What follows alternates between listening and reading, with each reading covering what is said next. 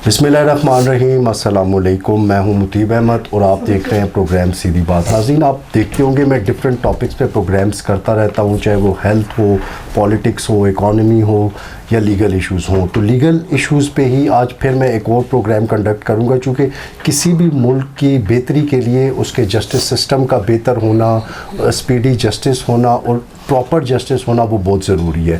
तो justice system, Pakistan के justice system पे कुछ ऐसी चीज़ें कि जिन पे बात नहीं होती और उन पे बात होनी चाहिए, कुछ ऐसे फैक्टर्स जिनकी वजह से लोगों को टाइमली जस्टिस नहीं मिल रहा और अक्सर औक़ात लोग ये कहते पाए गए हैं कि हम लोगों के 20 साल हो गए, 30 साल हो गए, हम लोग कोर्ट्स के चक्कर लगा रहे हैं लेकिन हमें इंसाफ नहीं मिल रहा। तो आज इसी टॉपिक को डिस्कस करने के लिए मेरे साथ इंतहाई रिस्पेक्टेड मैम फ़िज़ा निज़ामी साहिबा मौजूद हैं, जो कि एडवोकेट हैं सुप्रीम कोर्ट की। तो इसमें एक खुशाइन बात यहाँ पे ये है कि मैं विमेन एम्पावरमेंट पे भी अक्सर बात करता हूँ, तो मैम बड़ी टैलेंटेड हैं और ये इनकी अचीवमेंट है कि इन्होंने यहाँ से KPK से और ख़ुसूसी तौर पे एबटाबाद से जो है इन्होंने सुप्रीम कोर्ट का लाइसेंस यहाँ से हासिल किया है। तो ma'am thank you so much. Thank you, most welcome आपका।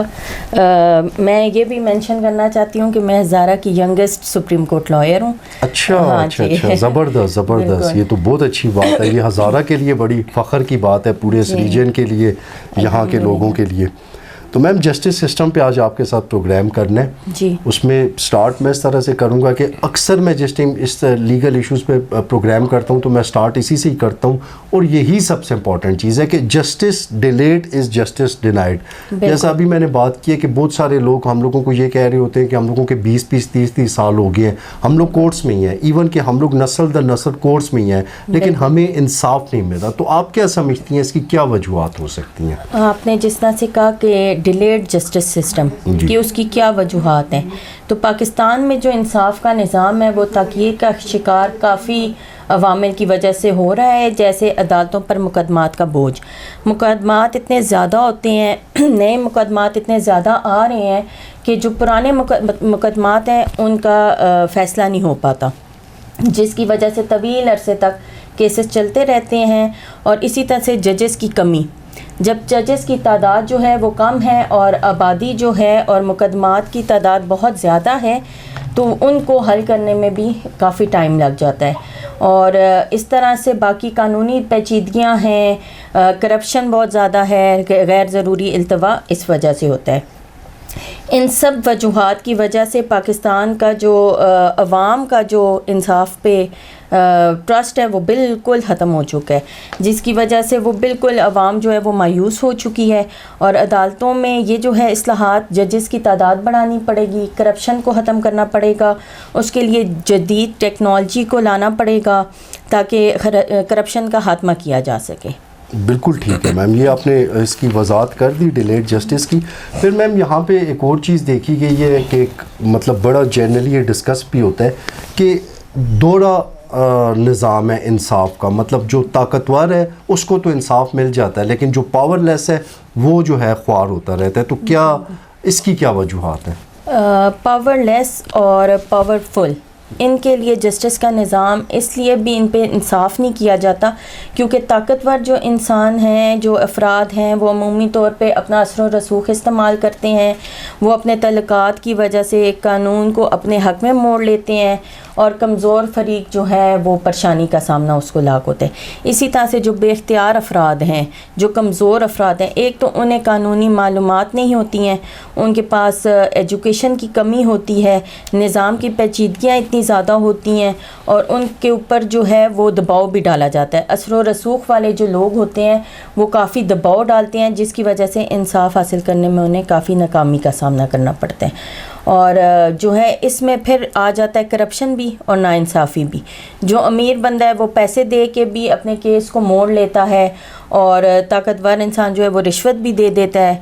गरीब इंसान जो है ये सब कुछ कर नहीं सकता, तो इस वजह से इंसाफ उसे फराहम नहीं होता। बिल्कुल ठीक है मैम। जस्टिस सिस्टम की रैंकिंग की बात की जाए तो अभी जो मेरे ख्याल में रीसेंट रैंकिंग पाकिस्तान की आई है, पाकिस्तान उसमें से आई गेस 129th है, तो 129th है आउट ऑफ 140 कंट्री। तो इसकी क्या वजह, हमारी रैंकिंग ये ग्लोबल इंडेक्सेस में इतनी ज़्यादा موسٹلی چیزوں میں نیچے ہی ہے، لیکن اسپیسیفکلی آج جسٹس سسٹم کی بات ہو رہی ہے.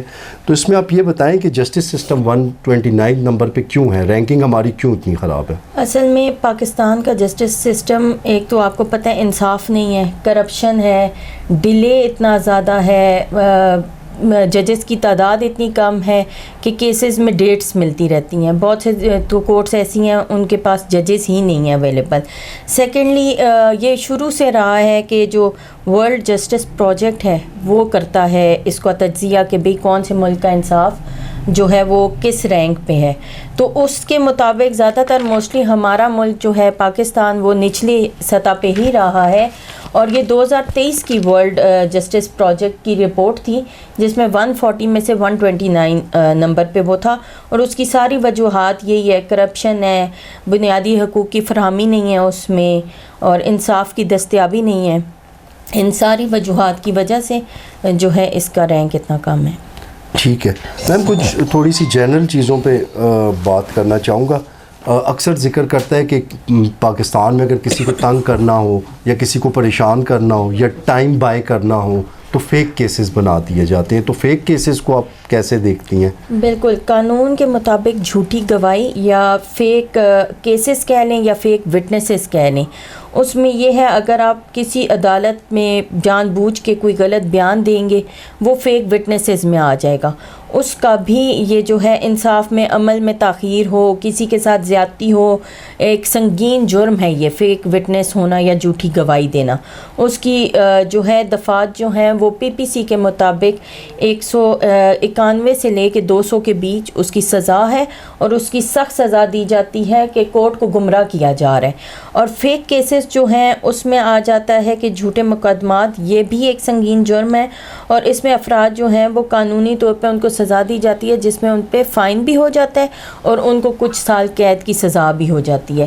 اس میں ڈفرینٹ قسم کے ہمارے جو ہے نا دھوکہ دہی یا سیکشن جو ہے 182، اس میں یہ ہے کہ آپ کسی پولیس اہلکار کو یا کسی پبلک یہ سرکاری سرونٹ کو جو ہے نا آپ جو ہے اگر کوئی غلط انفارمیشن دیتے ہیں، معلومات غلط دیتے ہیں، تو اس کی سزا اگر کسی بندے کو اس معلومات کی وجہ سے سزائے موت ہو گئی ہے تو آپ کی سزا 7 سال ہوگی پھر. ٹھیک ہے، اور ساتھ جرمانہ بھی ان دیٹ کیس کہ آپ نے ایک جھوٹ بولا، آپ نے ایک غلط انفارمیشن دی اور وہ جو ہے اس انفارمیشن کی بنا پہ کسی کو سزائے موت ہوگی تو کم سے کم آپ کی سزا 7 سال ہوگی. اگر آپ کی اس جھوٹی انفارمیشن کی وجہ سے کسی کو سزا ہوئی ہے عمر قید تو اس میں 5 سال سزا ہوگی. اسی طرح سے ڈفرینٹ ہے، جھوٹا مقدمہ کوئی درج کرتا ہے وہ سیکشن 211 کے نیچے اس کی سزا دی جاتی ہے جو 2 سال قید ہے اور ساتھ جو ہے وہ فائن بھی ہے. تو میم یہ عمران خان صاحب کہہ رہے ہیں مجھ پہ جھوٹے مقدمات درج کیے گئے ہیں، تو آپ کو کیا لگتا ہے کہ جنہوں نے کیے ہیں ان سے کوئی پوچھے گا؟ میں پھر وہی کہہ رہی ہوں، یہاں پھر پاورفل کا کام آ جاتا ہے، کرپشن آ جاتی ہے، رشوت آ جاتی ہے. آپ کس طرح سے ہمارے ملک کیوں 129 پہ؟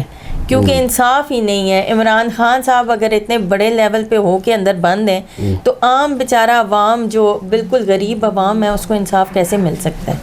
بالکل ٹھیک ہے. پرابلم یہ ہے نا کہ اثر و رسوخ رکھنے والے بھی اندر بند ہیں ہمارے. لیکن میم یہ کہا جاتا ہے کہ خان صاحب کو بھی جب موقع ملا تھا تو انہوں نے بھی یہی روش اختیار کی. یہی بات ہے، اگر وہ اس وقت سسٹم کو بہتر کرتے، وہ غلطیاں نہ کرتے میرے خیال سے جی، تو آج نظام کافی بہتر ہوتا. اکثر لوگ ٹیم کا ان سے گلا کرتے ہیں کہ ان کی ٹیم جو ہے ان کو شاید یہ چیز انہوں نے اپنے وقت میں نہیں کی، اس پہ کنٹرول نہیں کر پائے، وہ کرپشن پہ کنٹرول نہیں کر پائے.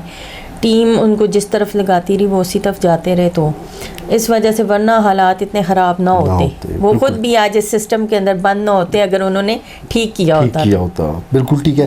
میم last but not the least, یہ کنوکشن اور ایکویٹل کے حوالے سے ہمارے دیکھنے والوں کو تھوڑا سا بتا دیں. جی، قانون کے مطابق کنوکشن کا مطلب یہ ہے کہ کسی شخص کو عدالت میں جرم کا مرتکب قرار دینا اور سزا سنانا.